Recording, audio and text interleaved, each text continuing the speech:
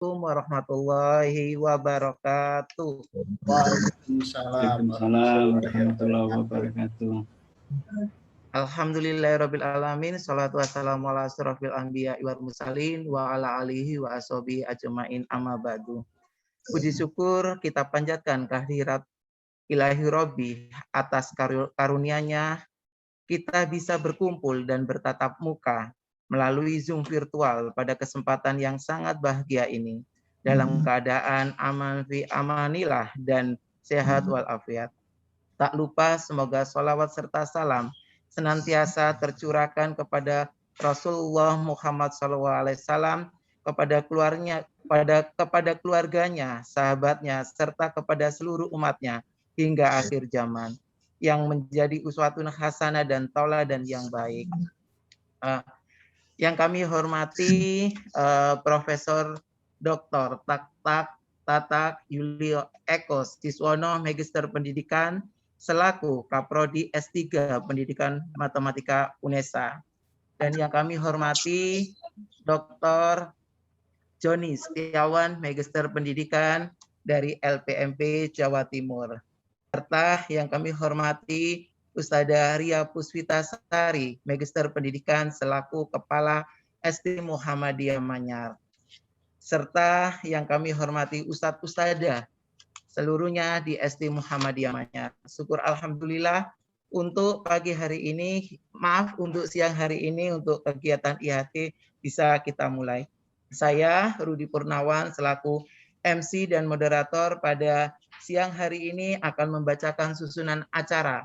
Yang pertama adalah pembukaan, yang kedua adalah arahan dari Kepala SD Muhammadiyah Manyar, dan yang ketiga adalah intinya yaitu IHT, problem posing untuk peningkatan keterampilan berpikir dan bertindak kreatif peserta didik dalam pembelajaran.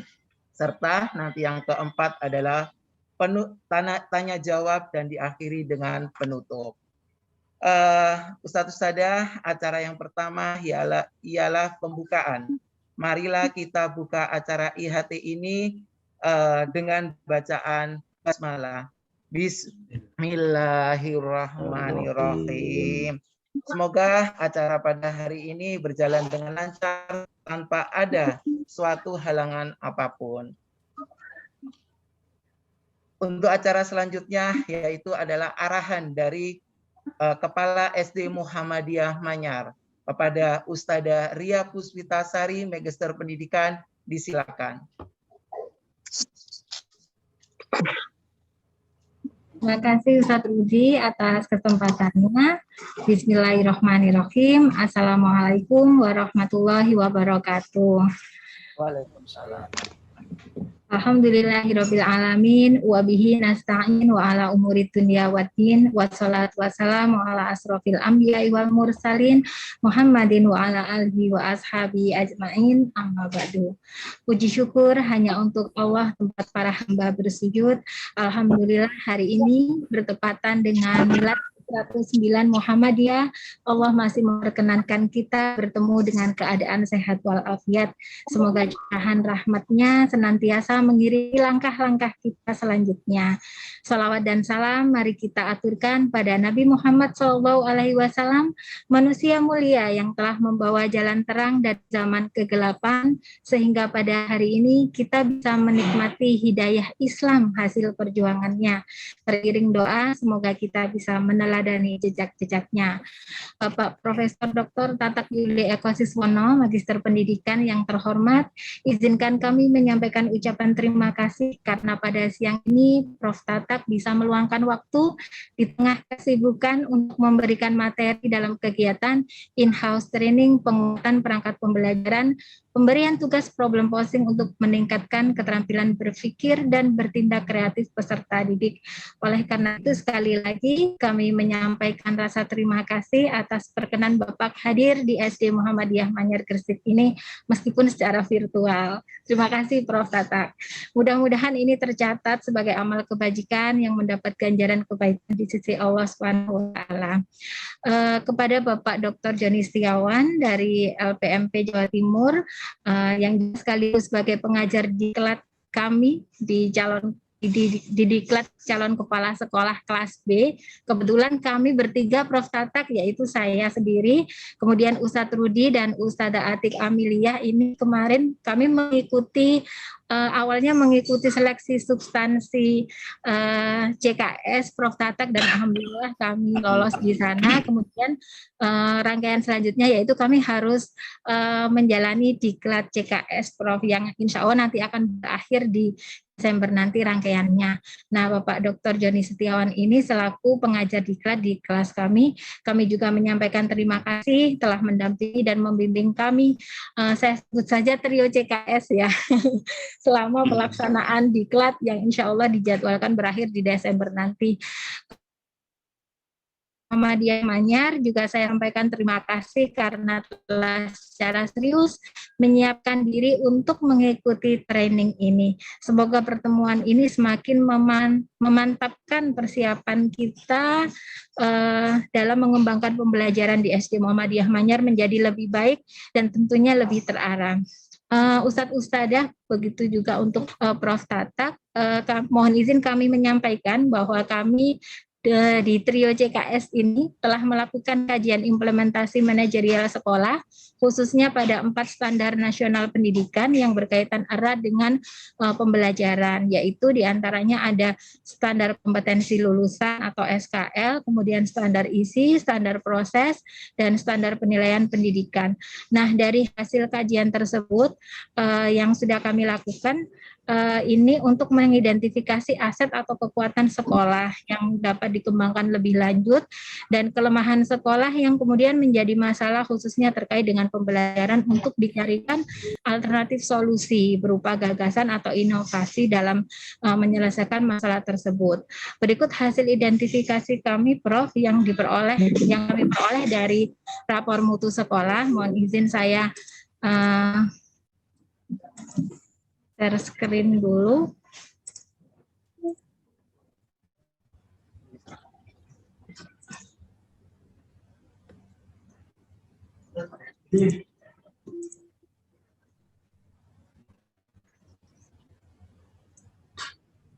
Apakah sudah terlihat paparan saya, Ustadz Ustadzah? Sudah, Us. Sudah, alhamdulillah. Baik, berikut hasil identifikasi masalah pembelajaran yang sudah kami lakukan, yaitu saya Ustadz Rudi dan Ustadzah Ati. Yang pertama kami sampaikan dulu Ustadz Ustadzah bahwa di rapor mutu tahun 2020 ini untuk kategori capaiannya ya, ketika kita itu ada di rentang antara 0 sampai 2,04 maka masuk di kategori menuju SNP 1, begitu seterusnya sampai di 6,67 sampai di 7 itu baru kita ada di kategori sudah SNP begitu.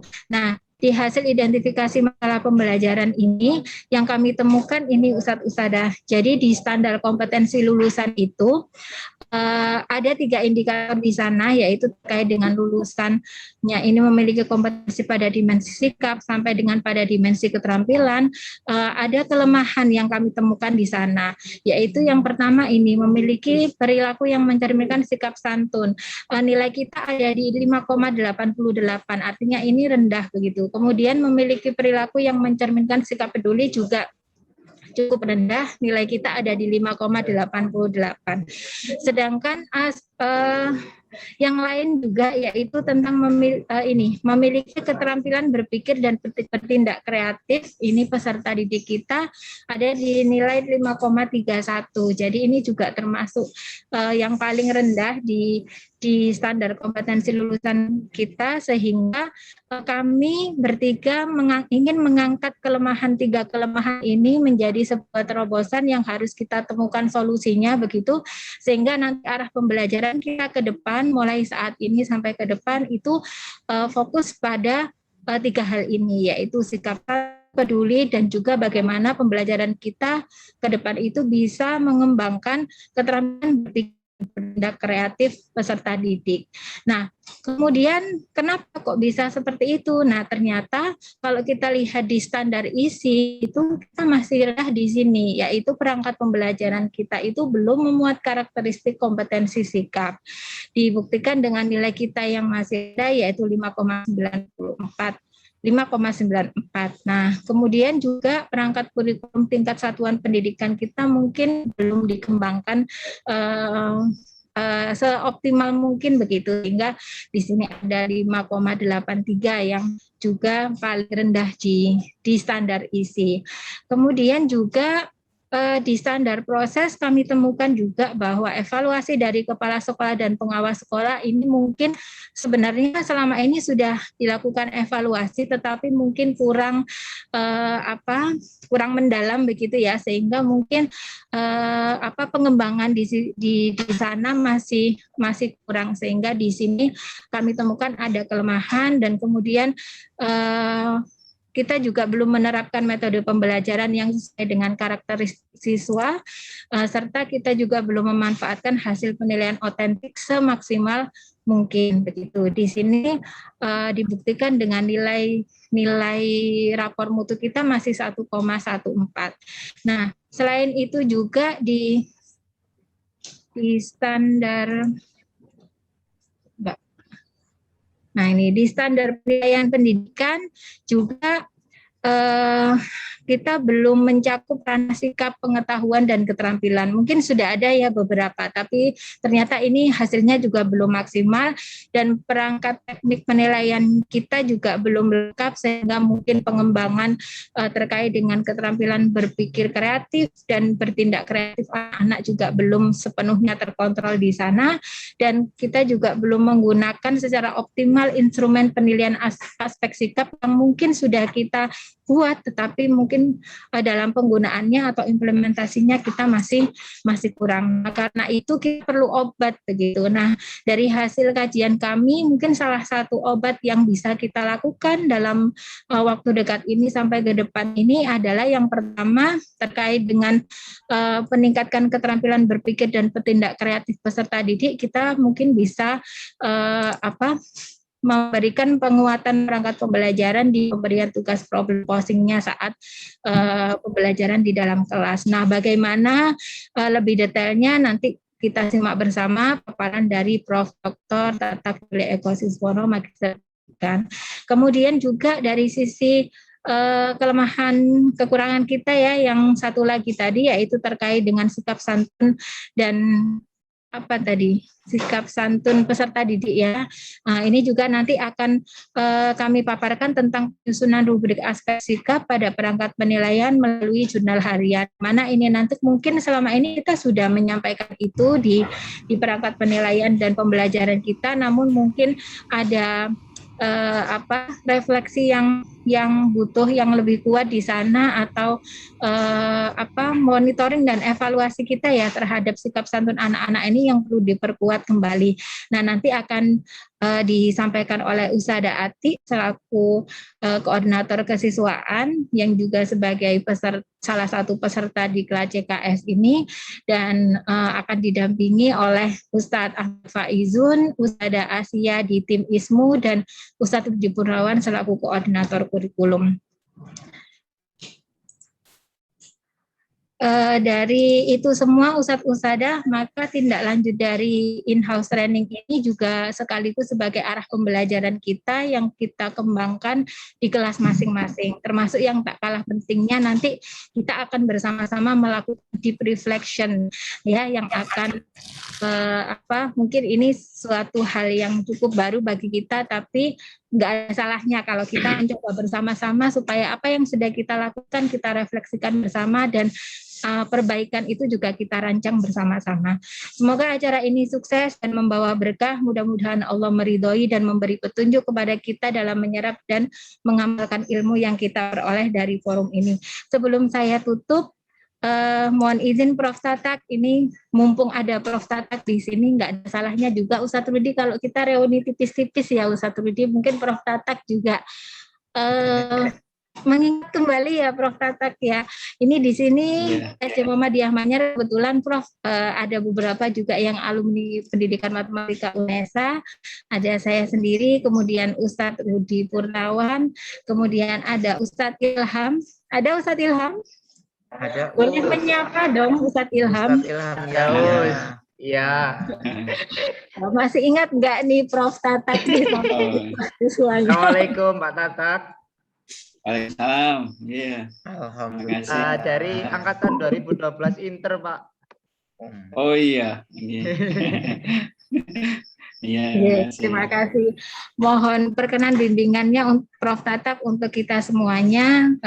Semoga kita semua, kami guru-guru sebagai pendidik di SD Muhammadiyah Manyar bisa lebih mengembangkan kembali khususnya untuk keterampilan berpikir dan bertindak kreatif anak-anak. Akhirnya nun wal qalami wa mayas turun demi pena dan apa-apa yang dituliskannya. Wabillahi taufiq wal hidayah. Wassalamualaikum warahmatullahi wabarakatuh. Waalaikumsalam warahmatullahi wabarakatuh. Terima kasih banyak Ustazah Vita atas arahan yang sudah diberikan kepada kami untuk acara selanjutnya, yaitu tak kalah pentingnya yaitu ini apa itu ada Prof. Tatak, yang mana Prof. Tatak ini Satafa minta tolong di share apa itu kurikulum vitae-nya. Beliau ini adalah guru besar di Universitas Negeri Surabaya. Beliau juga adalah dosen kami dan alhamdulillah untuk sekarang ini Kaprodi S3 di Pendidikan Matematika. Dan pengalamannya juga sangat luar biasa banyaknya selaku pengajar dari S1 Pendidikan Matematika, juga pengajar di S2 Pendidikan Matematika, S3 Pendidikan Matematika. Terus kemudian pengalamannya juga banyak sekali di sini sebagai editor jurnal ilmiah nasional dan pengalaman sebagai reviewer jurnal juga.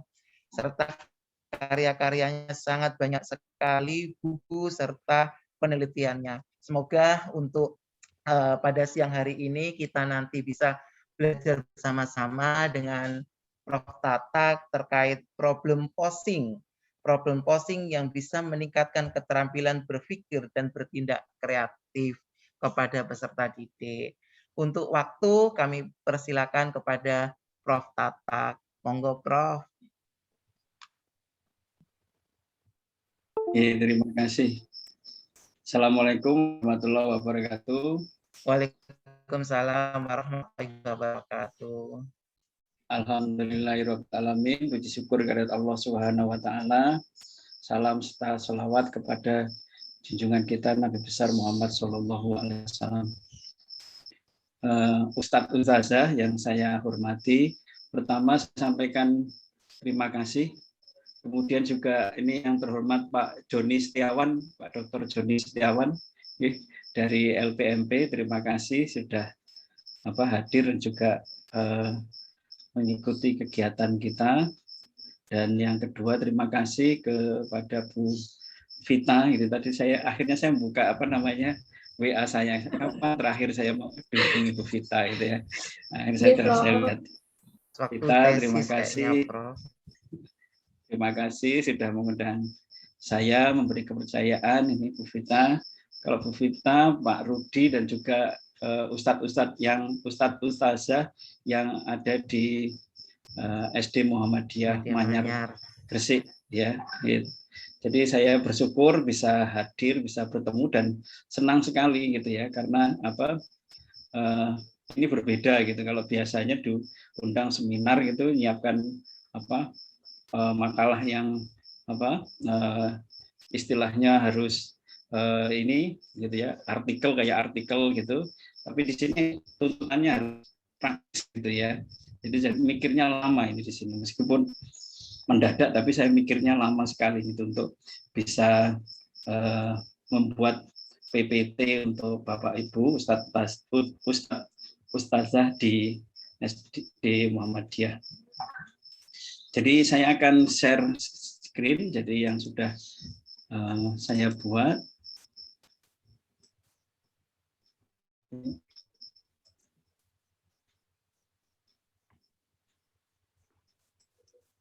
Ya,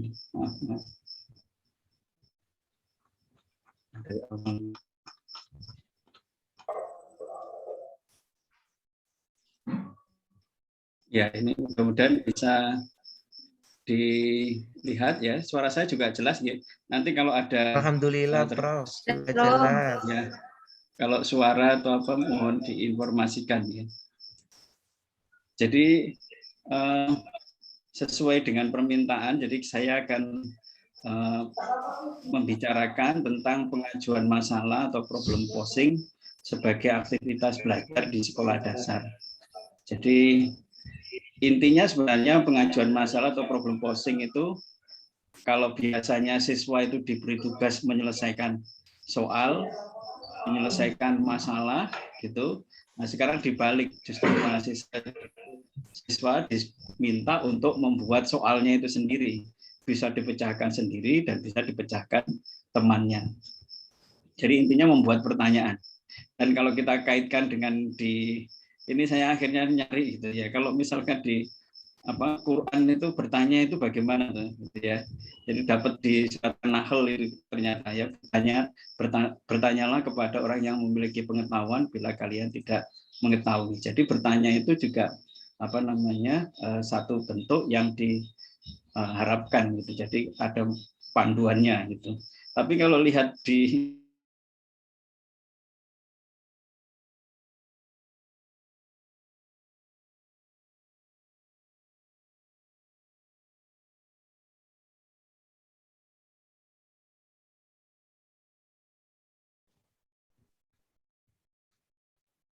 kendaraan roda 2 di jalur kanan. ya, terus Mestinya di lajur kiri, Prof. oh ya, terus ada lagi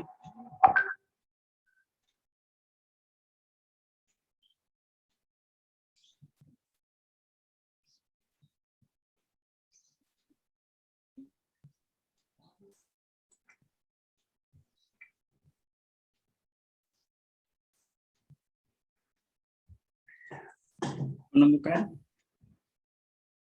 bisa di open mic. Apa ya? Ya, terus lagi belum menemukan. Belum, Prof.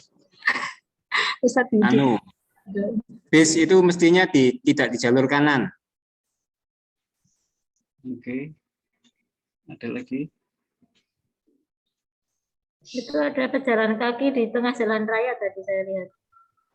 Iya. Mestinya di trotoar, Pak. Iya. Di trotoar ya.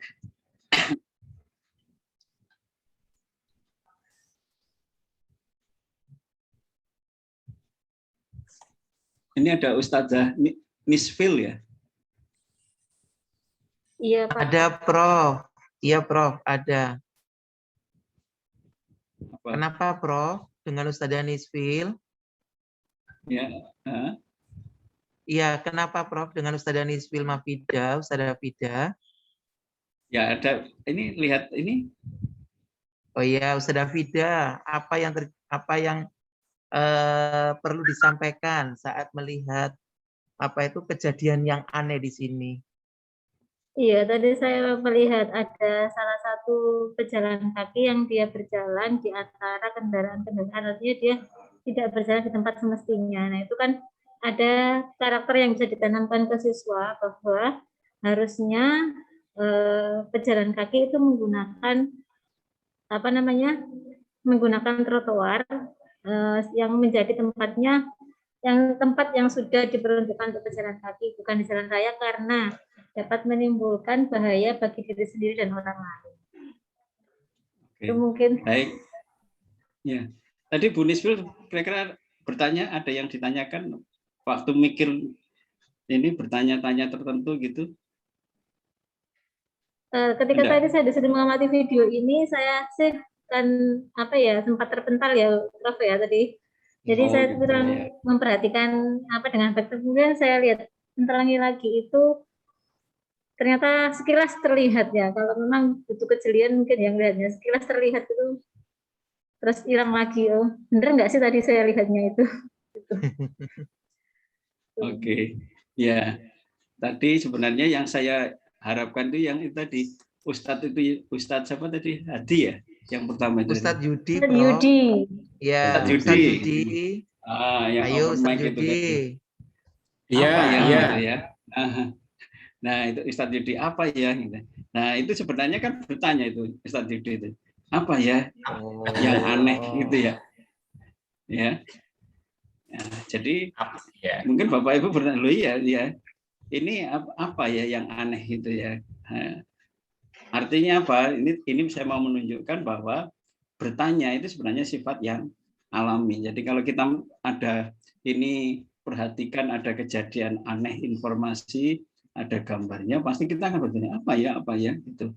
Jadi sama dengan kalau kita naik kendaraan kemudian tiba-tiba ada kejadian apa, padahal ya tidak ada apa-apa gitu ya, berhenti terus kita juga ikut-ikutan berhenti kan. Terus lihat-lihat itu terus tanya ada apa, tidak ada apa-apa gitu ya. Kita langsung lewat terus saja gitu. Terus kalau misalkan anak kecil gitu kan, mungkin Ustazah sudah punya putra gitu kan, awal-awal itu kan bertanya gitu ya, kita jawab, wah anaknya bertanya lagi ya. Jadi kita bertanya itu sebenarnya adalah sifat alami manusia. Jadi termasuk yang ini juga. Baik, jadi saya akan nanti jelaskan materi kita jadi secara singkat tentang pengajuan masalah atau problem posing itu, kemudian keterkaitan keterampilan abad 21, kemudian profil pelajar Pancasila, pengajuan masalah, dan beberapa model pembelajaran pengajaran matematika, terus terakhir penilaiannya juga.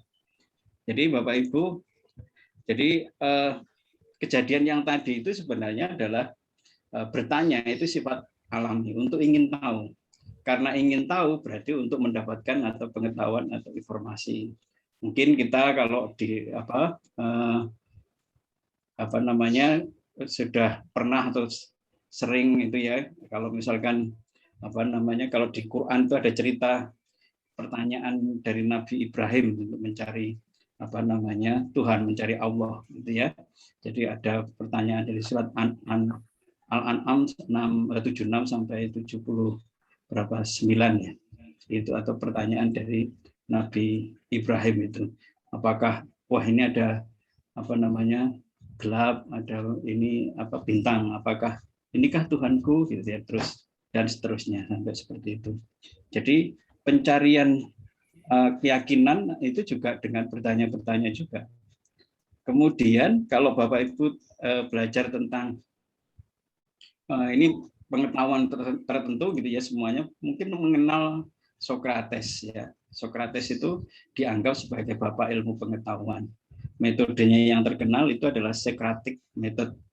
Jadi Sokrates itu untuk mengajar kepada muridnya, dia tidak mengajar seperti biasa, tapi dengan mengajukan pertanyaan-pertanyaan sehingga muridnya itu memahami, kemudian yakin dengan yang sudah diketahui. Jadi yang terkenal gitu ya, quote-nya yang terkenal itu dari Socrates itu, I cannot teach anybody anything, I can only make them think gitu ya. Jadi saya tidak dapat mengajar semuanya, enggak bisa kita mengajar. Jadi sama dengan Bapak Ibu guru di SD itu ya, Ustazah itu tidak mungkin bisa mengajar semua yang diketahui diajarkan, tidak bisa. Tapi harus ada cara bagaimana mengajar berpikir gitu. Kalau tadi ada yang bersikap gitu ya, peduli gitu, kemudian juga kreatif gitu ya. Jadi itu yang diajarkan. Kalau semua materi enggak bisa, kita enggak akan bisa mengajarkan semua pengetahuan itu kepada siswa kita semuanya, tidak akan bisa gitu ya. Dan yang kita ketahui juga tidak banyak juga gitu. Dan kalau dari sisi teori gitu ya, ini Bu Ria ya sudah paham gitu ya. Jadi ada teori-teori bagaimana menggunakan pengajuan masalah itu. Karena tesisnya juga dulu tentang pengajuan masalah gitu kan ya. Jadi ada kaitannya dengan berpikir kritis, ada kaitannya dengan komunikasi, pemecahan masalah itu. Jadi pengajuan masalah itu menurut beberapa ahli dan hasil-hasil penelitian dapat meningkatkan kemampuan berpikir, dapat meningkatkan memahami pengetahuan itu gitu ya. Dan tidak hanya di matematika, di di IPA, di yang lainnya juga bisa. Itu. Baik, ini Bapak Ibu ingat gitu ya, kalau sekarang akan datang keterampilan abad 21 itu diperlukan. Isinya apa? Kreativitas dan inovasi. Itu kemudian berpikir kritis dan pemecahan masalah. Kemudian komunikasi dan kolaborasi itu yang diperlukan. Jadi intinya poin penting dalam keterampilan abad 21 ya ini 3 hal itu. Kalau dikembangkan yang termasuk 4C itu ya ini kreativitas, inovasi, critical thinking, problem solving, komunikasi dan kolaborasi. Kita gunakan 4C itu ya. Jadi critical thinking, creative thinking, collaboration dan kemudian communication 4C. Tapi intinya ya ini di dasarnya adalah keterampilan abad 21. Nah, kalau sekarang ini Bapak Ibu kita akan mungkin sudah visinya untuk di sekolah yang mengikuti perkembangan di sekolah itu karakter yang kita kembangkan itu meliputi beberapa ya. Jadi profil pelajar Pancasila. Mungkin Bapak Ibu di SD Muhammadiyah ada yang sudah pernah tahu ini ya. Kalau SD itu ada sekolah penggerak enggak ini? SD itu. Ada, Prof. Sekolah penggerak. Ya. Di sekolah penggerak itu kan dikembangkan gitu ya, dasarnya sekarang profil pelajar Pancasila. Jadi nanti dianggap bahwa yang paling penting itu di dalam sekarang itu membuat kayak pendidikan itu berbasis outcome gitu ya. Outcome based education itu perkembangannya sekarang. Jadi di sekolah maupun di perguruan tinggi itu dasarnya adalah outcome based education kalau dalam pendidikan. Tapi kalau misalkan di yang lainnya di bidang-bidang lain juga sama outcome. Jadi keterkaitan dengan dunia industri dan juga lapangan pekerjaan itu. Tapi kalau SD ya tidak, artinya untuk pengembangan belajar lebih lanjut. Ini kalau dikaitkan dengan profil Pancasila, pengajuan soal itu ada kaitannya gitu. Kalau membuat soal kan harus jujur, tidak meniru pada soal di buku atau cari di Google dan meyakini kebenaran yang dilakukan tadi, ya bersikap misalkan seperti itu termasuk salah satu karakter atau akhlak mulia yang perlu dikembangkan ya. Jadi ada kaitannya itu kalau menggunakan aktivitas pengajuan masalah atau problem posing itu. Bisa juga mandiri. Jadi pengajuan masalah itu bisa dikerjakan mandiri dan memang siswa mengerjakannya sendiri bisa, dan juga bernalar kritis karena kalau membuat soal, jadi Bapak Ibu coba bayangkan ketika membuat soal, nanti Bapak Ibu akan saya tunjukkan itu kira-kira perlu nggak berpikir kritis itu, perlu tidak menganalisis, mengevaluasi informasi-informasi itu, perlu atau tidak gitu ya, nanti akan kita tunjukkan atau paling tidak merasakan bagaimana contohnya. Kemudian kebinakaan tunggal gitu. Jadi kalau Bapak Ibu dalam kegiatan kegiatan aktivitas problem solving atau ketika belajar materi tertentu kemudian menggunakan problem posing, kemudian dilakukan secara kelompok gitu, siswa berbeda gender, suku, agama, kemampuan atau gaya belajar itu bisa bekerja sama gitu ya. Nah, nanti tentunya ada batasan-batasan. Misalkan kalau di SD Muhammadiyah memang tidak diizinkan gitu ya, misalkan kelompoknya gabung antara yang laki-laki dan yang perempuan, ya boleh saja ada aturan-aturan atau rambu-rambu yang diyakini gitu ya, boleh saja itu. Tapi paling tidak berbeda tingkat kemampuannya, berbeda latar belakangnya itu bisa dilakukan.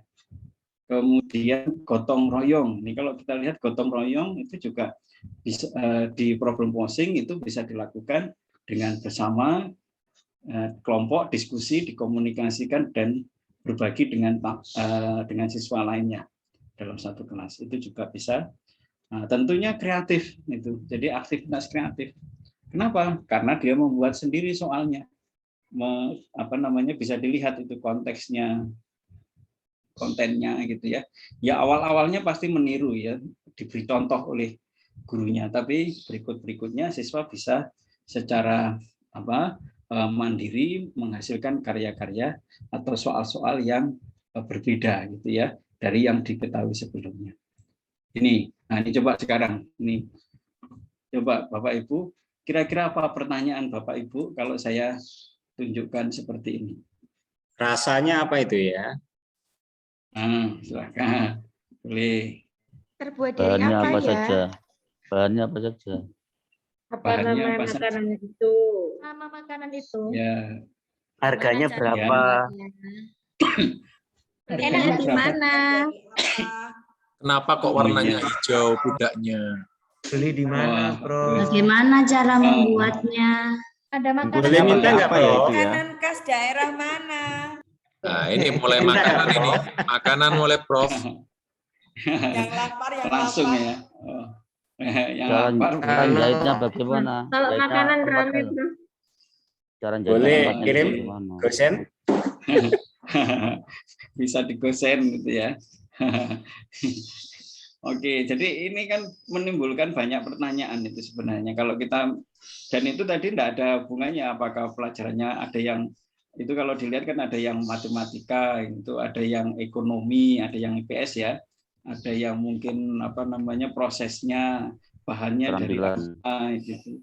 Macam-macam itu. Jadi bisa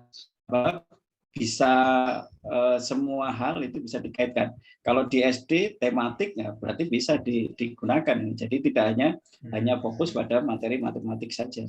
Nah, tapi sekarang agak berbeda, yang berikutnya ini agak berbeda. Nah, kalau sekarang kita agak lebih kita bisa mengerucut, misalkan buatlah 2 soal matematika dan jawablah soal tersebut. Kira-kira dengan gambar itu bagaimana soal, tapi matematika sekarang. Ya. Jumlahnya berapa itu? Oke. Kira-kira jawabannya berapa, Pak? Menghitungnya bagaimana? 1, 2, Di 3, gambar 4, itu. 5, 6, 7. Banyak, Pak. Ya, 7. Kan harus jelas berapa. Perkiraannya berapa itu? Satu bundle itu biasanya isi 10, Prof. Oke, ya bagus. Itu jadi kan ada strategi kan nantinya. Itu kan soalnya bermacam-macam, itu bagus itu ya. Oke, ini matematika. Ya, 1 ikat itu. Ini berikutnya, membuat 2 paragraf tapi dari cerita gambar ini misalkan buat cerita. Kira-kira, tapi pertanyaan. Biasanya kalau saya tadi kan menyajikan pertama itu ada mengapa problem posing gitu kan, buat pertanyaan itu sebenarnya kan untuk menjelaskan alasannya itu apa gitu kan. Jadi membuat satu cerita itu bisa saja diawali dengan pertanyaan biasanya kan. Pertanyaan apa? Kira-kira kalau ini apa yang pertanyaannya apa? Yang untuk membuat suatu kerangka cerita gitu. Mengapa kok harus digantung, Prof? Kudanya, Prof. Oke, bagus. Terus yang Berapa berikutnya. lama waktu yang diperlukan untuk membuat pudak sebanyak itu? Oke, ya. Tapi kira-kira ini dekat enggak ini paragrafnya itu kalau misalkan dibuat gitu, kira-kira istilahnya kan ada koherensi ya. Nah, 1 dengan 2 itu kira-kira koherensinya dekat atau tidak? Agak jauh. Jauh ya. Jadi nanti kalau jauh gitu kan ya Jauh. nanti kalimatnya panjang gitu kan. Maksudnya di tengah-tengahnya. Jadi itu bisa menjadi penilaian. Jadi kalau kita membuat itu seperti apa gitu ya. Jadi paling tidak apa nama ini, mengapa atau daerah mana, bisa berikutnya lagi pertanyaan berikutnya yang dekat di situ. Itu membuat paragraf. Nah, ini kalau misalkan ini. Nah, IPA ini kayaknya. Perubahan wujud. Ini harus tahu prosesnya ini kalau ini. Ada enggak perubahan wujud dari makanan khas ini? Dari cairan adonan menuju Ada, Prof, dari cair menjadi padat itu. Oh iya, bagus itu ya. Jadi ada toh, berarti bisa digunakan toh. Nah, kira-kira ini ada kearifan Ada proses lokal penguapan tidak? juga. Iya, penguapan. Ya, bagus itu kan. Ya. Nah, itu bisa dibuat pertanyaan di situ ya. Terus ini. Nah,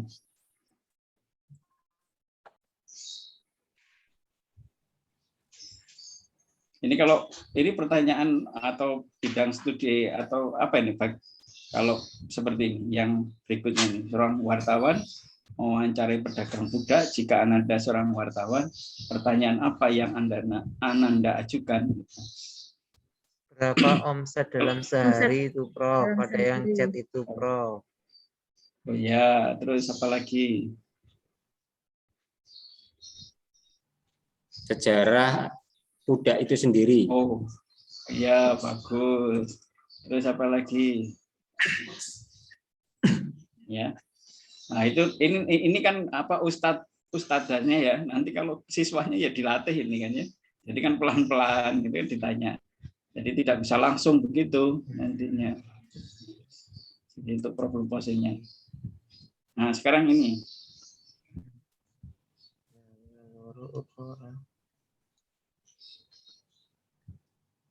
Sopo sing gawe budak iku? Iya. Ya, Prof, Budak itu, itu Prof. makanan khas Tokondi. Gitu ya. Itu ya. Kira-kira mudah atau tidak ini? Jadi pengajuan masalah itu mudah atau tidak? Mudah ya. Jadi silahkan Bapak Ibu lakukan nantinya. Jadi contoh. Jadi bisa dari gambar, bisa dari apa nanti saya tunjukkan di sini. Jadi pengajuan masalah itu intinya adalah meminta siswa untuk mengajukan soal atau masalah atau bertanya gitu ya. Latar belakangnya dapat berdasarkan topik yang luas kayak tadi gambar gitu ya. Soal yang sudah dikerjakan. Jadi siswa menyelesaikan soal atau mungkin menyelesaikan kalau misalkan bahasa gitu ya, menjawab tugas gitu, kemudian diminta untuk bertanya kembali gitu ya, atau informasi tertentu yang diberikan guru. Jadi pengajuan masalah atau yang problem solving, problem posing itu dapat digunakan sebagai aktivitas pembelajaran. Jadi kegiatan pembelajaran. Jadi apa? Bisa juga bentuk tugas. Jadi pembelajarannya apa gitu ya. Jadi kalau aktivitas pembelajarannya memang desain pembelajaran yang apa terkait dengan problem posing gitu. Misalkan kalau di buku saya itu ada pengajuan Jucama, pengajuan dan pemecahan masalah matematika. Itu memang aktivitas pembelajaran yang didesain. Bisa juga bentuk tugas. Jadi ngajar tidak tahu apa strateginya bagaimana, modelnya apa, tapi nanti salah satu tugasnya adalah mengajukan atau membuat soal. Jadi kalau membuat buku panduan atau modul gitu bisa jadi di salah satu tugasnya itu atau soalnya adalah mengajukan masalah itu. Atau pengelolaan pembelajaran.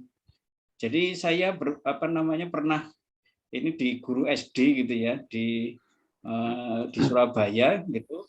Jadi kalau ada siswanya kebetulan guru SD mengajar, ada yang siswanya itu cepat belajarnya, ada yang cepat sekali, ada yang lambat sekali untuk belajar itu.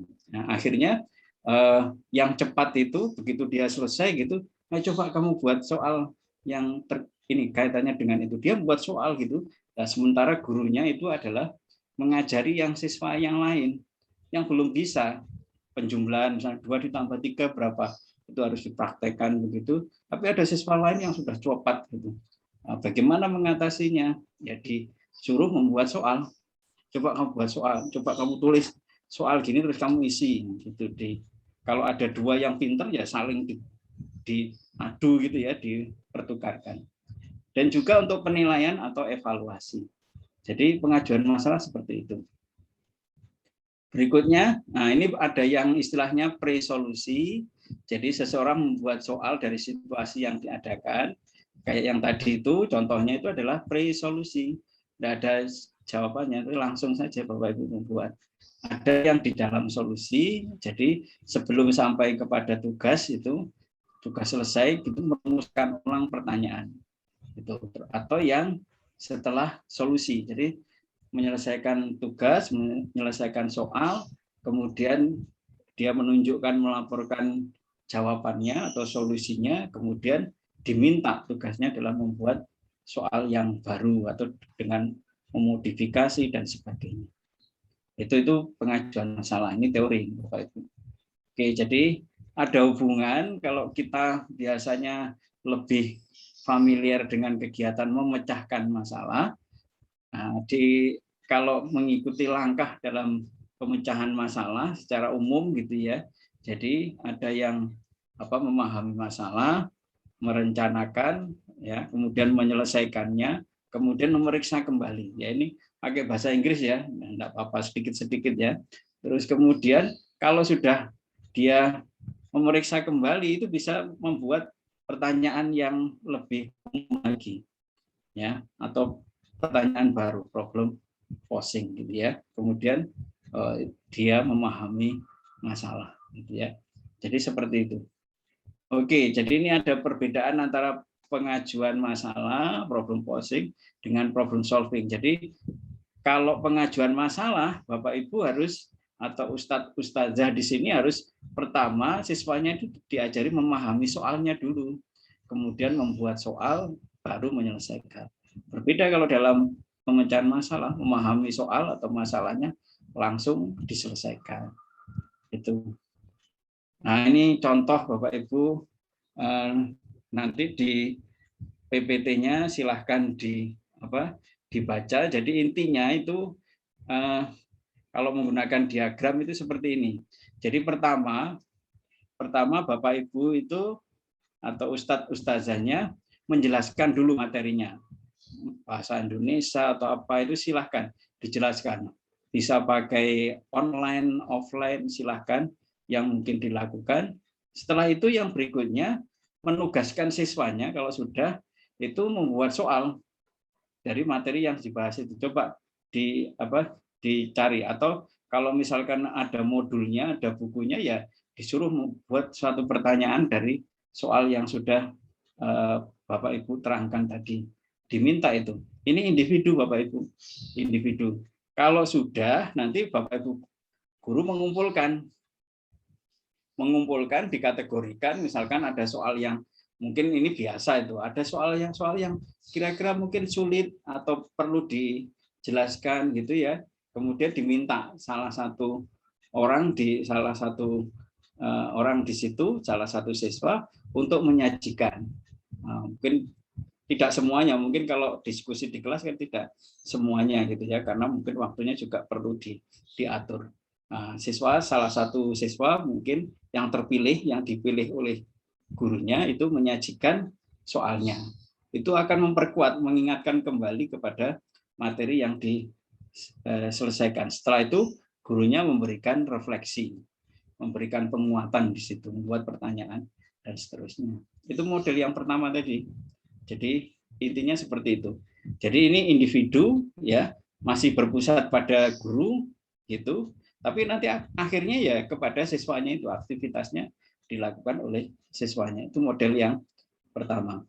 Kemudian model yang kedua, ini seperti yang saya jelaskan di sini, nanti ini uraiannya gitu ya. Tapi kalau garis besarnya begini. Jadi guru itu sama dengan yang tadi, menerangkan online atau offline. Baru berikutnya adalah menugaskan kepada siswa.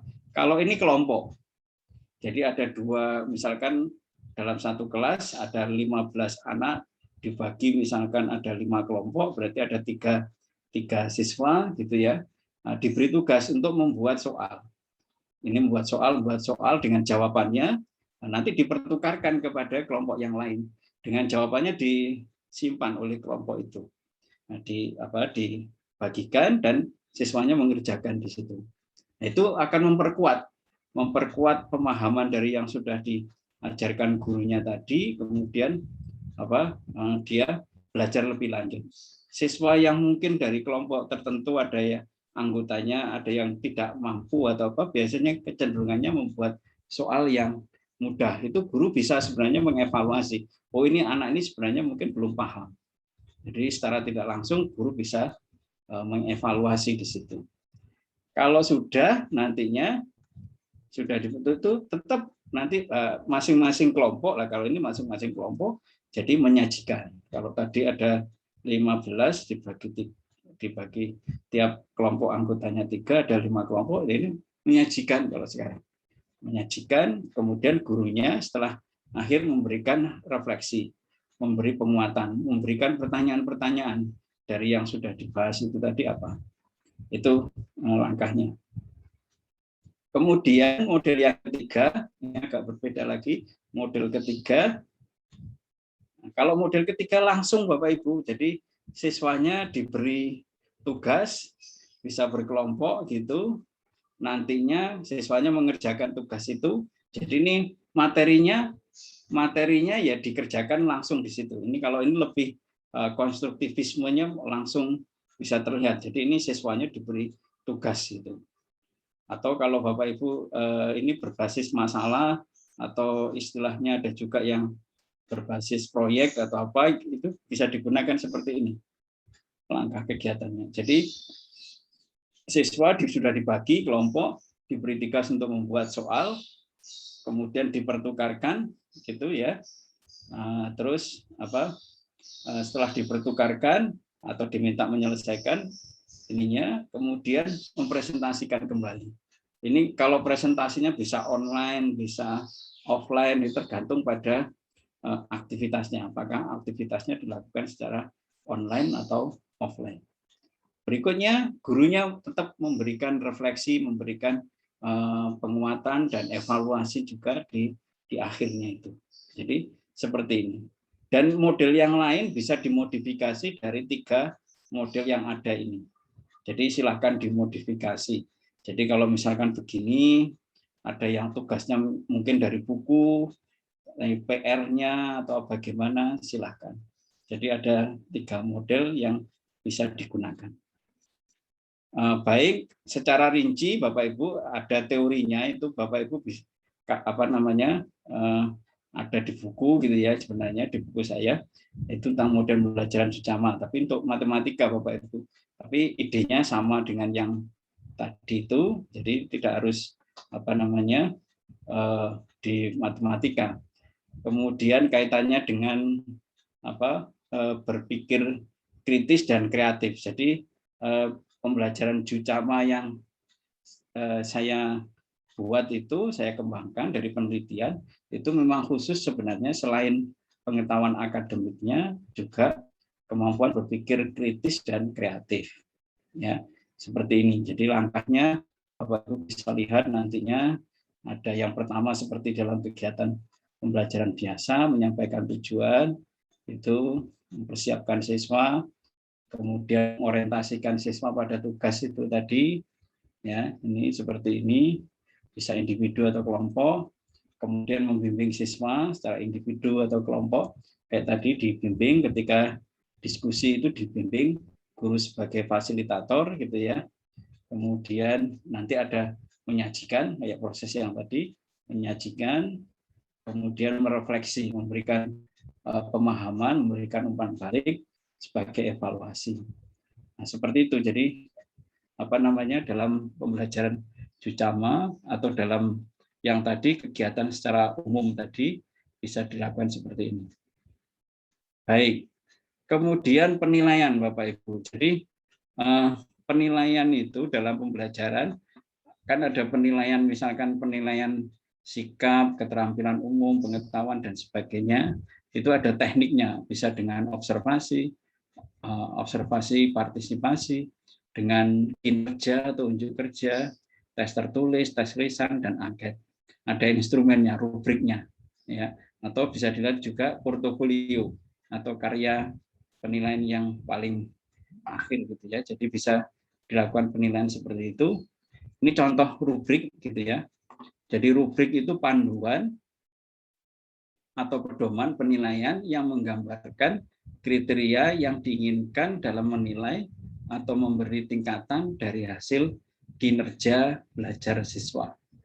Jadi dibuat rubrik. Rubrik itu terdiri dari dimensi, aspek yang dinilai, kemudian kriteria kemampuan dari hasil belajarnya atau indikator capaiannya itu seperti apa. Ini pembagiannya. Jadi mungkin ada yang membagi dengan model yang berbeda-beda. Saya lebih cenderung pakai ini. Rubrik itu ada yang sifatnya holistik, ada yang analitik, ada yang persepsi gitu. Jadi saya tunjukkan langsung contohnya. Jadi kalau holistik itu kriterianya langsung secara umum dibuat gitu. Jadi misalkan sangat baik gitu. Sangat baik. Nanti nilainya 80, lebih dari 80. Jadi Bapak Ibu memberi nilai berapa? Tapi nilainya lebih dari 80 itu termasuk kategori sangat baik. Nah, ini mungkin susunan kalimat pertanyaan jelas dan sesuai kaidah bahasa, diselesaikan dengan tepat dan sistematis, serta cenderung soal kategori sulit atau rumit. Nah, ini tergantung Bapak Ibu merumuskan ya. Jadi apakah seperti ini dapat nilai yang lebih dari 80 gitu ya. Nah, seperti itu. Kemudian susunan kalimat ini yang baik gitu ya. Susunan kalimat pertanyaan dapat ditangkap maknanya.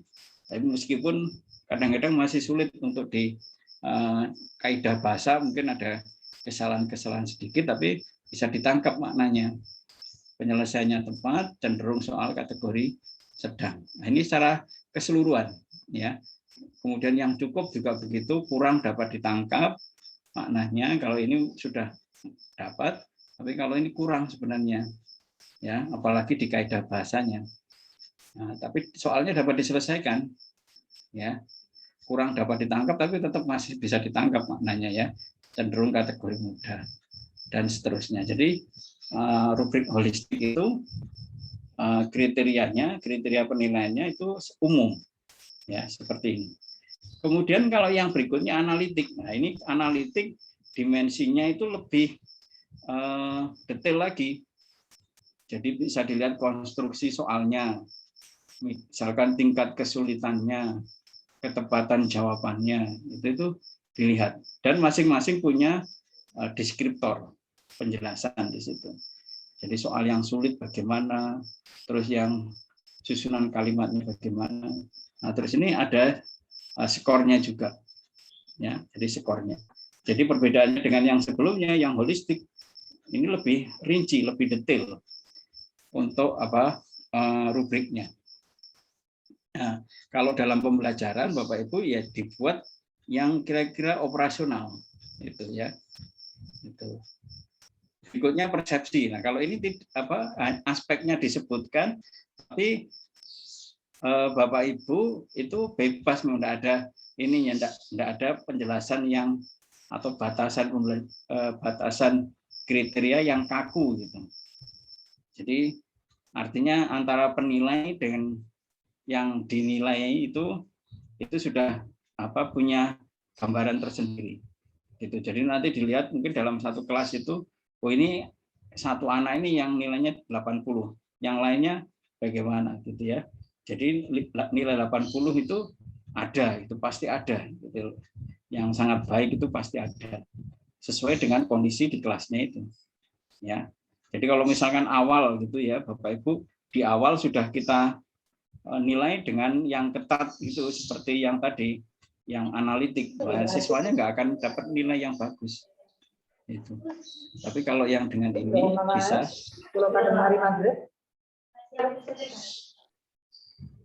ya dapat sesuai dengan yang ada di situ. Oke.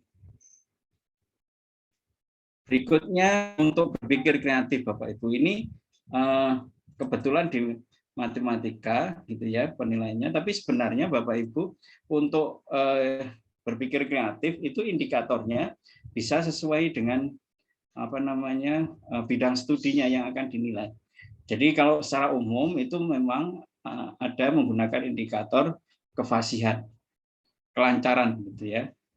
Jadi kalau misalkan soal di matematika, kefasihan itu kalau dalam mengajukan masalah itu kalau soal yang dibuat itu beragam.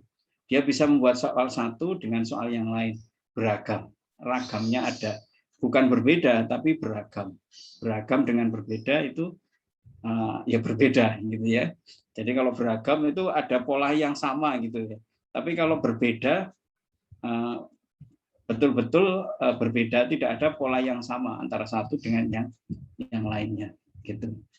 Ya, jadi bedanya beragam dan berbeda gitu. Itu kalau siswa bisa membuat beberapa soal, bisa menjawab soal dengan jawaban yang berbeda-beda gitu. Ini kalau misalkan dalam bahasa Indonesia mungkin tidak seperti itu, misalkan harus banyak gitu. Kalau membuat puisi gitu, apa harus membuat 2 puisi gitu kan? Padahal puisi kan panjang, tidak seperti itu. Jadi bisa digunakan yang lain. Jadi mungkin bukan kefasihan, tapi fleksibilitas, cara yang berbeda, atau mungkin dari yang produknya itu bisa dilihat kreatifnya itu seperti apa. Gitu. Jadi ada kriteria tersendiri. Tidak harus seperti di yang saya sebutkan di sini, tidak. Jadi berpikir kreatif itu kriterianya banyak. Nah ini yang fleksibilitas itu maksudnya kalau dalam mengajukan masalah itu cara penyelesaiannya berbeda-beda. Jadi menyelesaikan dengan cara yang berbeda-beda. Dalam pemecahan masalah juga sama. Siswa dapat membuat atau mengerjakan soal dengan cara yang berbeda. Jadi berbeda dengan beragam itu dibedakan. Terus kalau baru bagaimana? Nah, dikatakan baru itu kalau memang jawabannya, katakan dia membuat jawaban, kalau dari soalnya sudah soal yang jawabannya tunggal gitu ya, dia bisa sampai menyelesaikan itu dia dikatakan bisa menyelesaikan yang baru.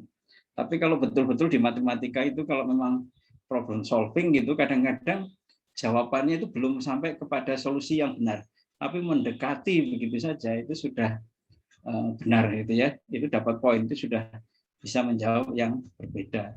Jadi soalnya memang tidak sama dengan yang biasanya. Tapi kalau yang biasa, ya, dia bisa menjawab, membuat jawaban dengan berbagai jawaban yang berbeda, tidak berpola. Gitu ya.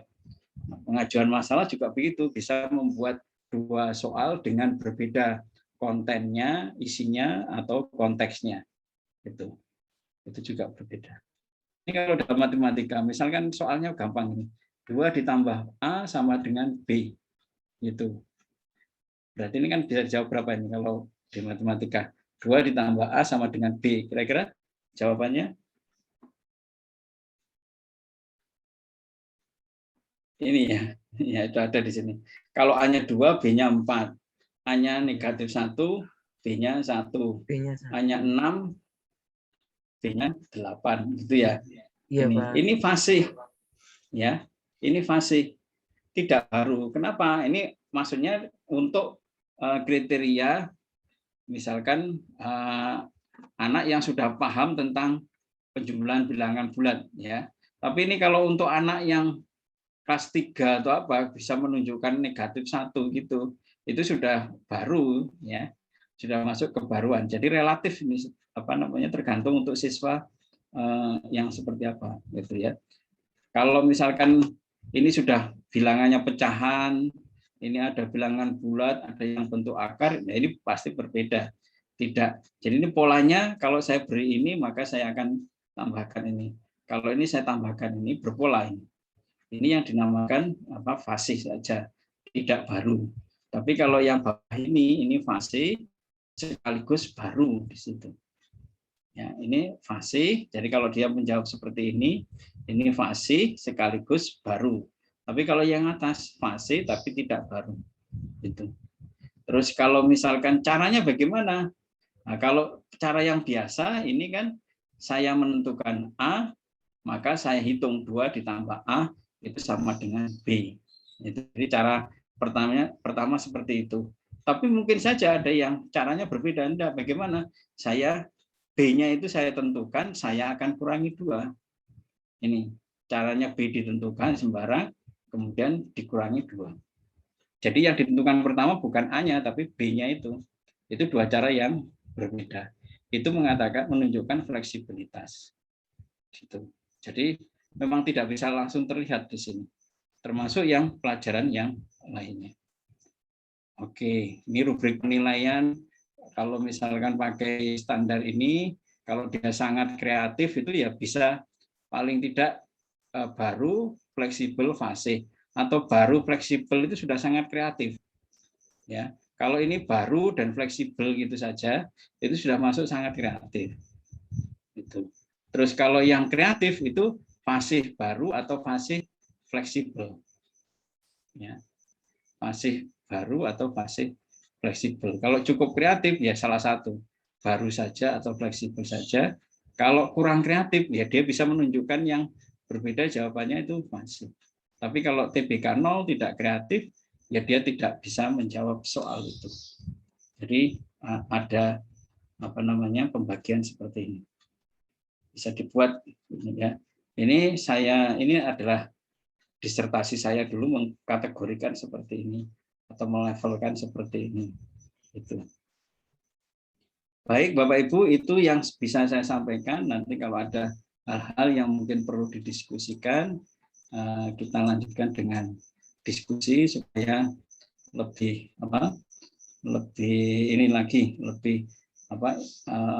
implementatif gitu ya. Jadi mudah digunakan Bapak Ibu.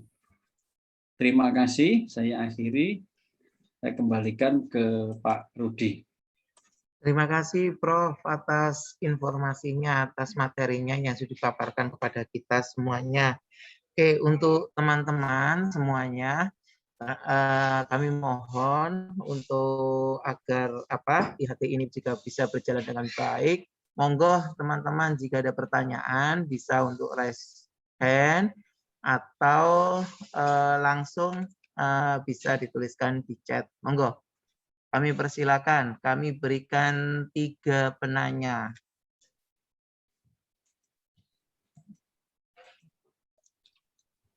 Oke.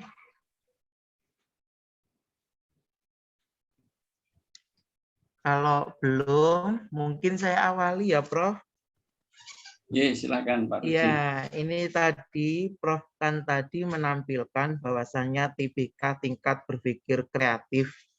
Nah, TBK ini tadi tingkat berpikir kreatif ini tingkatannya itu tadi mengacu di problem posingnya atau memang klasifikasi dari tingkat berpikir kreatif itu tadi seperti itu, Prof.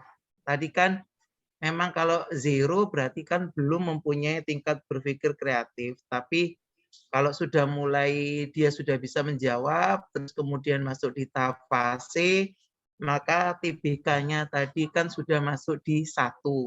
Kan karena di sini nih tadi kan gini ya Prof, bertindak kreatif, berarti ukuran kreativitas seseorang ini otomatis kan pastinya beda-beda.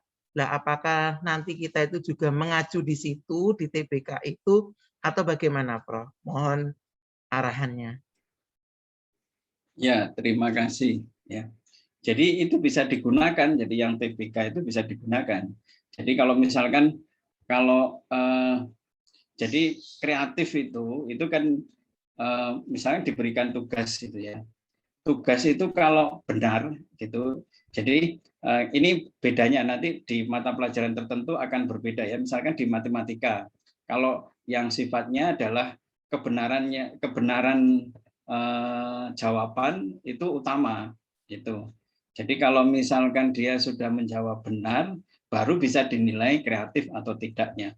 Tapi kalau misalkan dia belum bisa menjawab benar, masih salah, ya itu berarti pengetahuannya belum sampai ke kreatif itu. Jadi misalkan dia menganalisis, kalau Bapak Ibu ingat di taksonomi Bloom itu ya, mungkin di pemahamannya belum bisa sampai meng-create. Ya. Jadi Jadi kalau lihat taksonomi Bloom itu proses kognitif ya Bapak Ibu kan bisa tahu ya. Jadi yang pertama itu kan mengetahui ya, mengetahui, kemudian memahami, ya. Kemudian yang ketiga menerapkan gitu ya, menerapkan. Ya, yang keempat menganalisis gitu ya. yang kelima mengevaluasi, Evaluasi, yang keenam meng-create. create.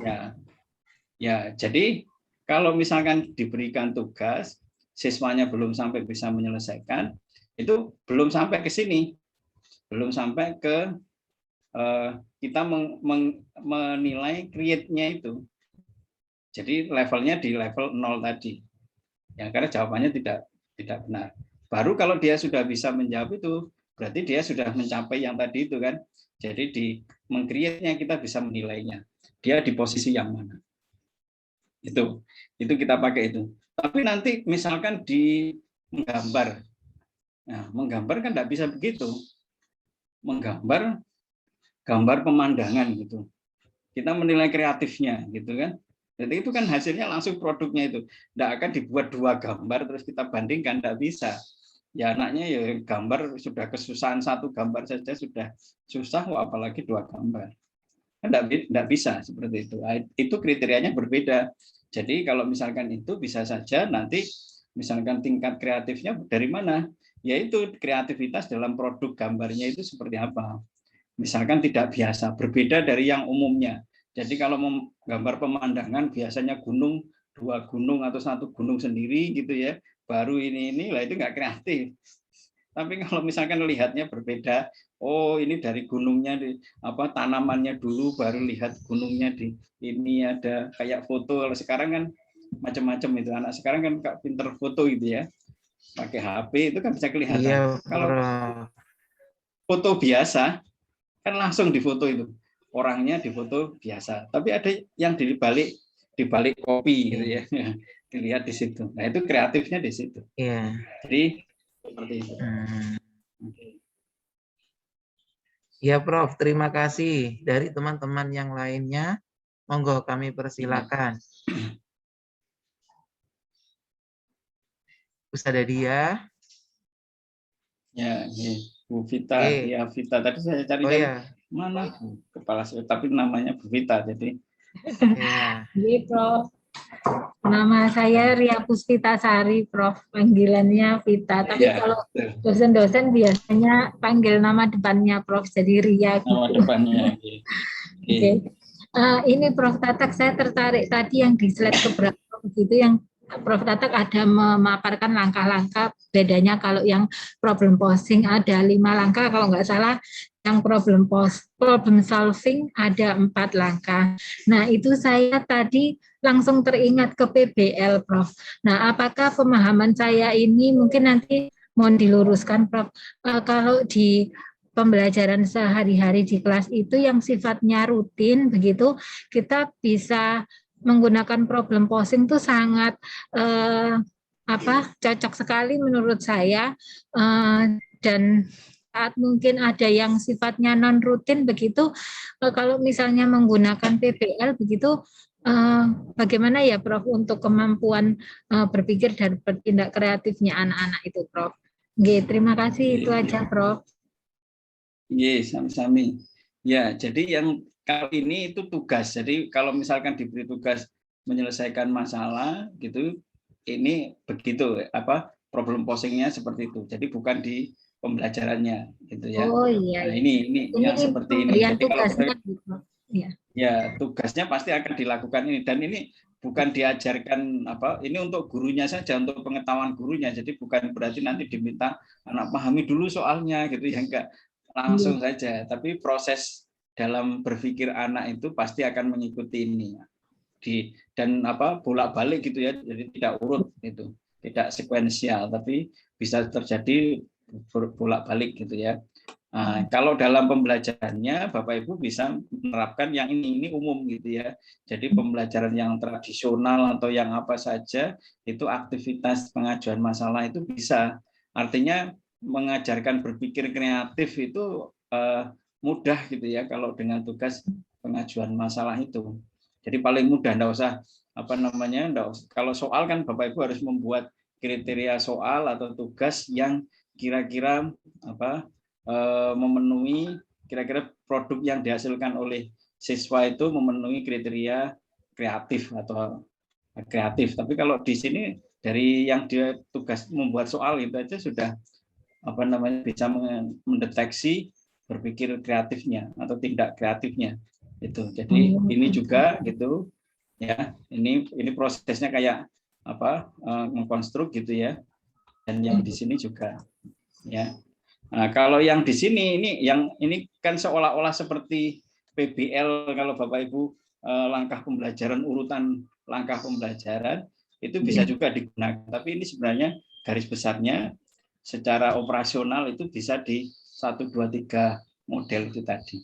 Itu Bu. Terima kasih Prof. Oke, terima kasih Ustazah Vita. Dari teman-teman yang lain, monggo Ustadz Ilham.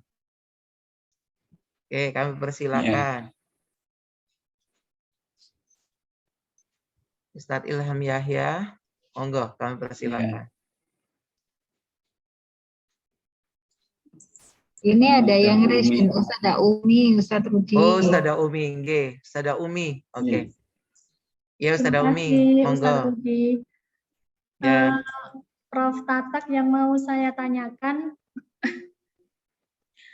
itu tadi kan problem apa namanya, posing itu kan, problem posing itu dilakukan saat apa namanya itu kita dalam proses pengambilan nilai gitu ya Prof. Tapi kalau dalam apa namanya kita memberi materi itu boleh pakai yang klasik, yang tadi gitu ya, yang apa, yang pembelajaran klasik gitu boleh ya Prof ya. Boleh. Kemudian kalau dalam IPA gitu, kalau misalkan gurunya itu sudah menyiapkan jawaban, lalu dari siswanya itu memunculkan permasalahan gitu, apa termasuk problem posing juga, Prof? Ya. Ya, terima kasih. Bisa juga, jadi tapi diinformasikan. Jadi buat soal yang jawabannya, misalkan saya kan, misalkan kalau matematik buat soal yang jawabannya 3 gitu. Ibu akan membuat soal seperti apa? Jawabannya 3. Soal Ibu bagaimana? 3, jawabannya 3. 2N ditambah 1. Ya, kan gitu. Dan itu seperti itu. Kalau misalkan Ibu kalau di IPA jawabannya, jadi artinya harus jelas dulu. Misalnya pertanyaan, lah itu siswanya kan mikir gitu ya. Apa? Misalkan suruh membuat apa namanya fotosintesis gitu ya. Coba kamu buat pertanyaan yang jawabannya adalah apa namanya ini itu ya, atau fotosintesis, temanya fotosintesis boleh kalau temanya. Tapi biasanya kalau jawabannya gitu, siswanya akan ini apa namanya mikirnya juga berat gitu ya, karena kan jawabannya sudah ditentukan gurunya. Itu biasanya kayak gurunya kan, saya nanti akan membuat soal yang ini, kira-kira soalnya seperti apa gitu ya. Nah, itu kan mikirnya kayak gurunya itu ya. Jadi dia menganalisis dan sebagainya. Jadi bisa dikreasi seperti itu. Jadi kalau IPA boleh, kalau di IPA misalkan inquiry, di proses inquiry itu siswa di awal itu kan harus membuat dugaan, pertanyaan, ya kan, pertanyaan. Misalkan apakah kalau apa namanya besi dipanaskan itu akan memuai, itu kan dia harus membuat pertanyaan dahulu gitu ya. Atau kalau misalkan ini ada benda-benda, kira-kira kalau ini bagaimana pertanyaannya ya?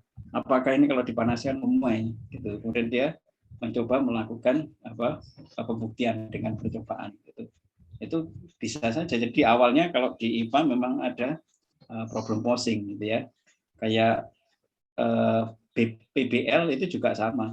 Di awal siswa harus merumuskan suatu masalah. Diberikan situasi, siswa harus merumuskan masalah. Merumuskan masalah yang mudah adalah dengan bentuk pertanyaan. Nah, sama dengan kalau membuat skripsi, membuat tesis, nah, pertanyaan itu sebenarnya masalah itu kan dalam penelitian. Jadi seperti itu.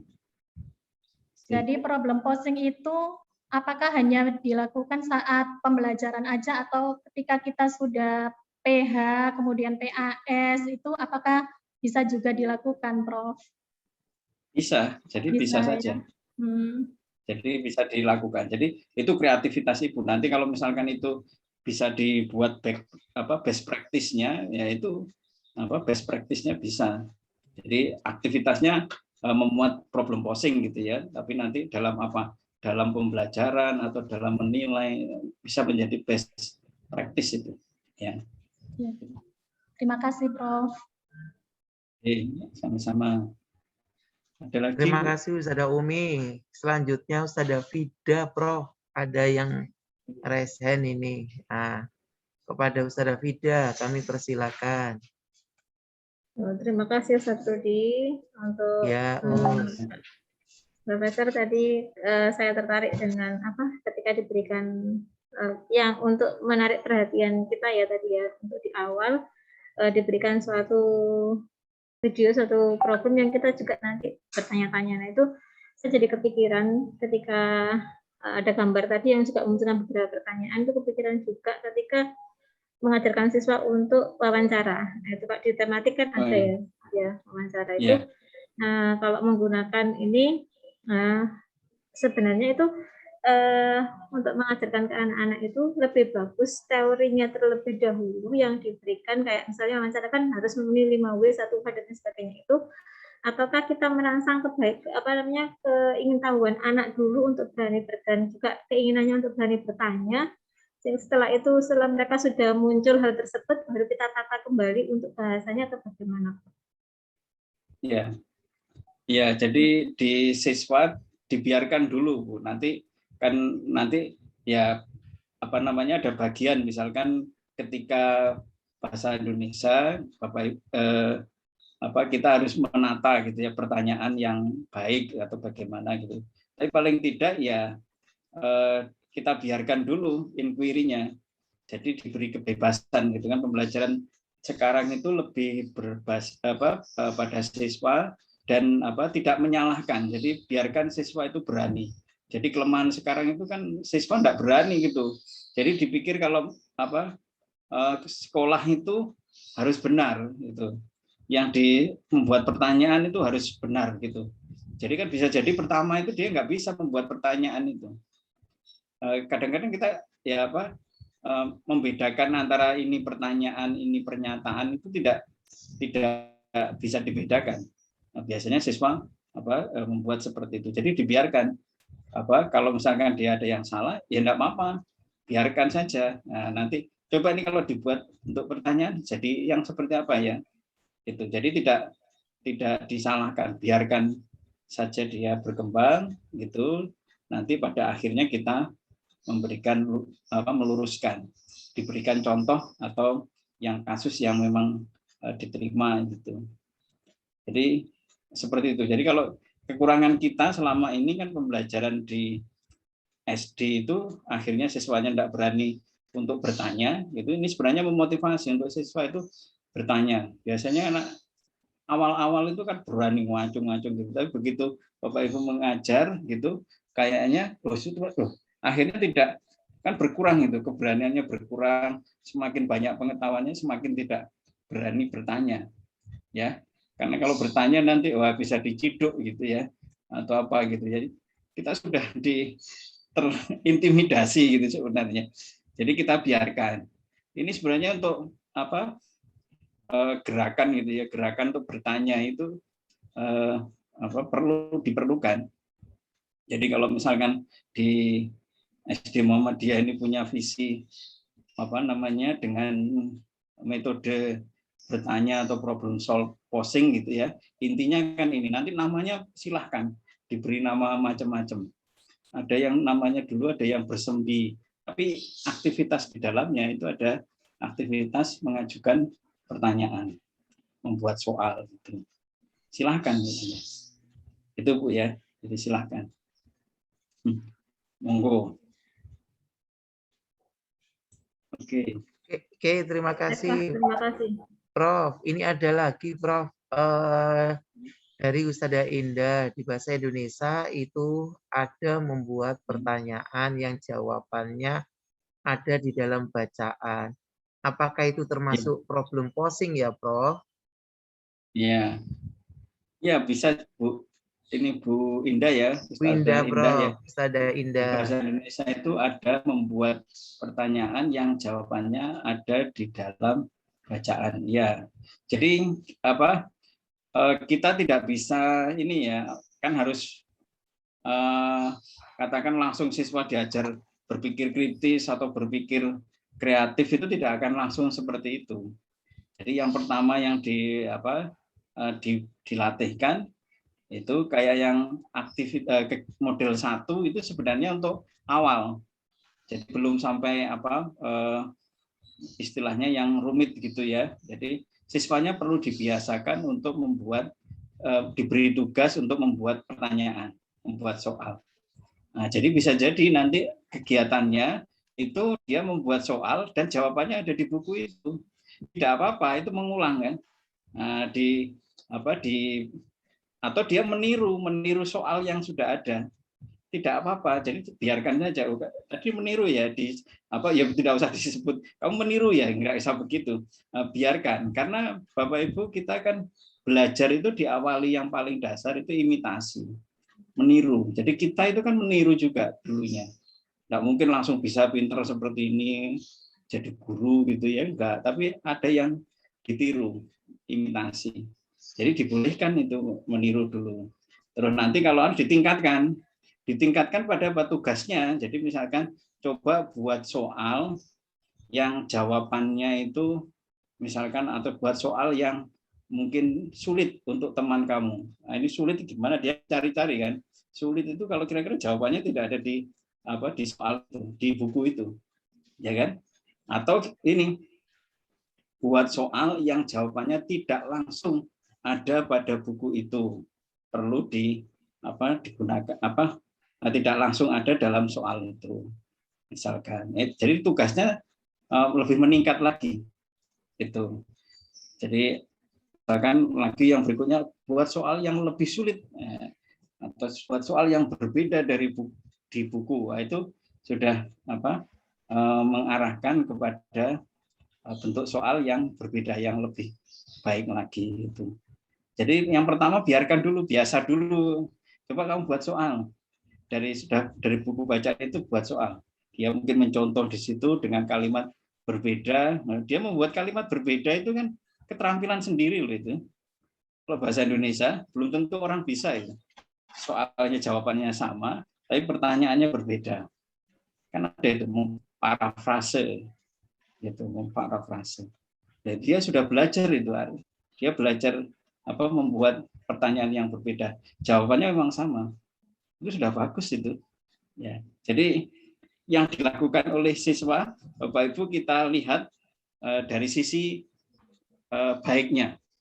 Dia sudah belajar apa gitu ya. Jadi jangan kurangnya. Kalau kurangnya ya dia pasti kurang, enggak akan sama dengan gurunya. Gurunya lebih baik. Tapi kalau di sekolah itu kita lihat apa yang sudah dipelajari siswa, keberhasilan apa yang sudah diperoleh. Gitu baru kita tingkatkan. Itu. Jadi menurut saya seperti itu, Bu ya. Oke. Ya, terima kasih, Prof. Terima kasih. Bu Indah. Oke, silakan untuk pertanyaan berikutnya. Semakin ramai nih, Prof. Banyak pertanyaannya ini. Oke. Ya. Ustadz Ilham ini kayaknya, Prof. Ya. Monggo Ustadz Ilham.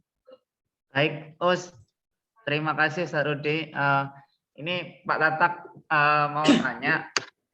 Ini kan kalau di kelas itu kan kami sebagai guru matematika kan pengennya melatihkan kepada siswa kami itu terkait yang 4C itu tadi.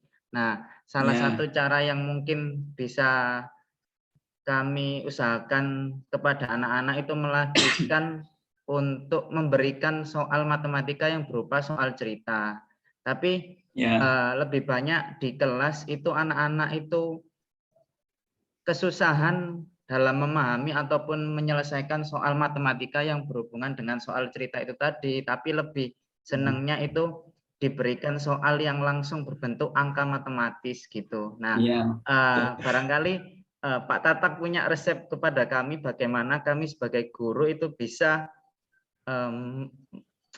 menanggulangi itu, Pak Tatak gitu. Jadi mungkin anak-anak bisa lebih suka dan aktif lagi ketika kita memberikan soal matematika berupa cerita atau problem solving gitu Pak Tatak. Matur nuwun Pak Tatak. Iya, sami-sami. Ya, Pak Ilham. Jadi kalau sekarang kita kan di SD itu perkembangannya adalah numerasi ya. Jadi Bapak Ibu, numerasi di SD itu numerasi, terus kemudian AKM gitu ya, di tesnya itu AKM. Dan soalnya memang biasanya soal cerita panjang gitu ya. Nah, itu memang ya seharusnya tidak sepanjang itu, tapi kadang-kadang kalau lihat contoh gitu soalnya itu panjang sekali, akhirnya siswanya sudah frustasi gitu ya, dari awal sudah frustasi. Jadi sebenarnya problem posing itu awalnya kalau lihat teorinya itu adalah menjawab atau mengatasi kurangnya pemahaman siswa. Jadi membaca itu siswa biasanya tidak terbiasa, sehingga ada tugas pengajuan masalah. Jadi kalau pengajuan masalah itu hubungannya dengan problem solving itu apa itu sebenarnya? Itu melatih memahami masalah, langkah yang awal itu memahami soal cerita itu. Jadi kalau membuat soal itu pasti kan harus membaca itu. Tidak mungkin tidak membaca. Masa langsung menyelesaikan kan tidak ada soalnya. Coba buat soal yang terkait dengan baca, dia akan baca nih, oh satu-satu gitu. Kalau soal cerita ya disuruh coba diberikan konteksnya gitu ya, atau situasinya. Misalkan ini ada kolam renang, ukurannya sekian sampai sekian gitu ya. Kemudian di sini, nah, terus coba buat pertanyaan dari soal yang ada di situ. Atau buat soal. Kalau yang diketahui tadi gini kan siswanya pertama bertanya seperti keinginannya kan. Keinginannya apa? Ya kira-kira volumenya berapa. Nah, tapi dia harus membaca itu. Karena membuat soal, membaca yang informasinya itu harus dibaca. Nah, dipaksa untuk membaca dia, untuk memahami informasi tadi. Itu jadi dilatihkan. Baru nanti kalau sudah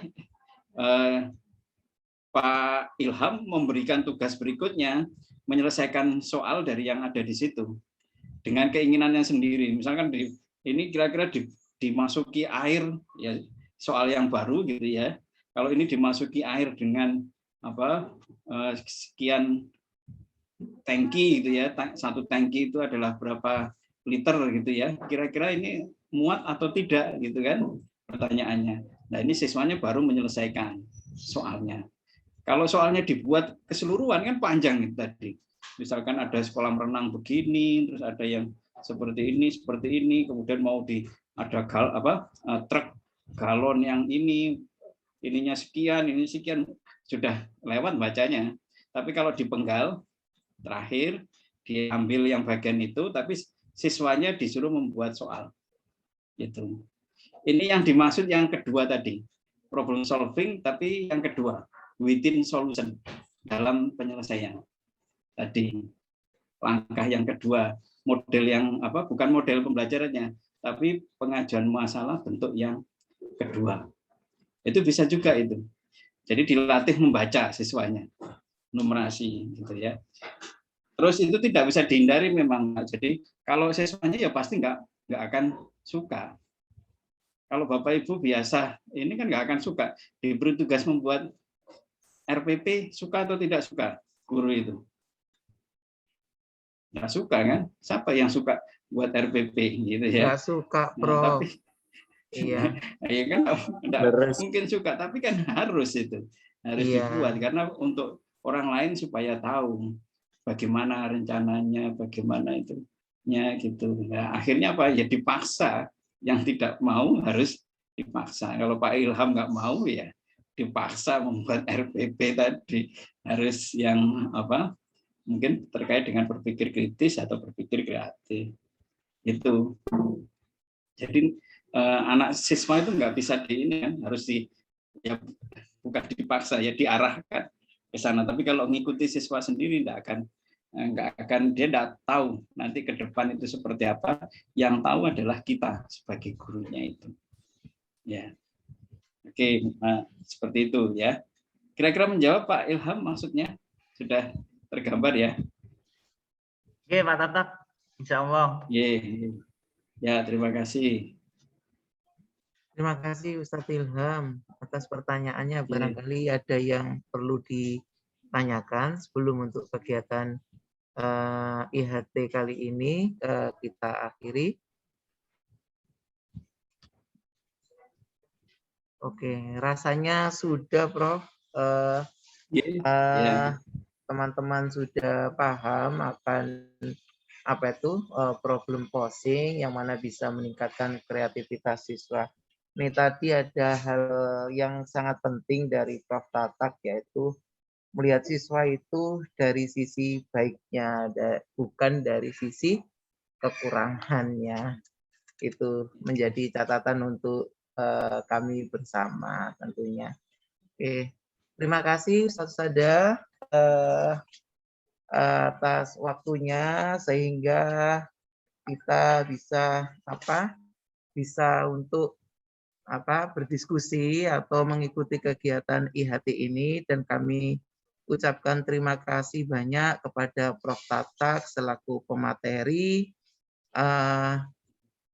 pada siang hari ini. Oke, Ustaz Sada, ada yang ditanyakan lagi? Sepertinya cukup, nggih.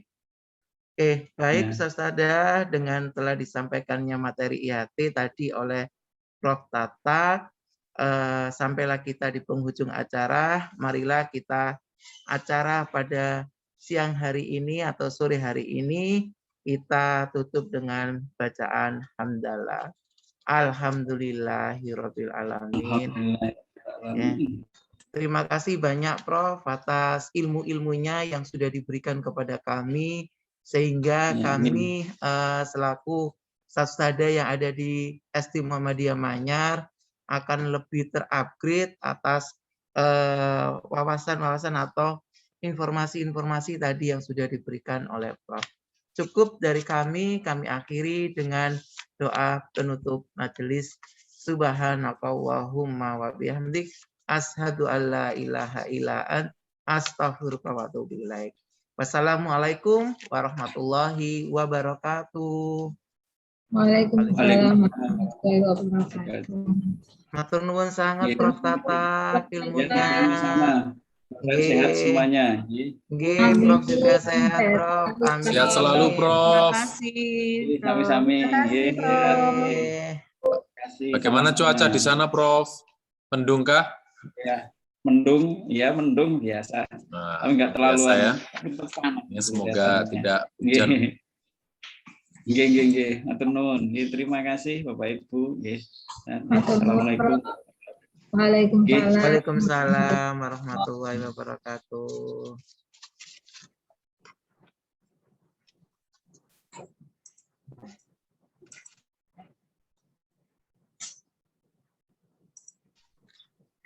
Selanjutnya kita ganti virtual background dulu ya Ustadz Rudi. Ustadz Rudi, kita ganti virtual background dulu. Iya, teman-teman bisa pakai virtual background yang kedua. Terus ini lanjut atau sholat dulu atau gimana? Ada waktu 10 menit, Sada 10 menit untuk iya. sholat dulu. Sholat dulu.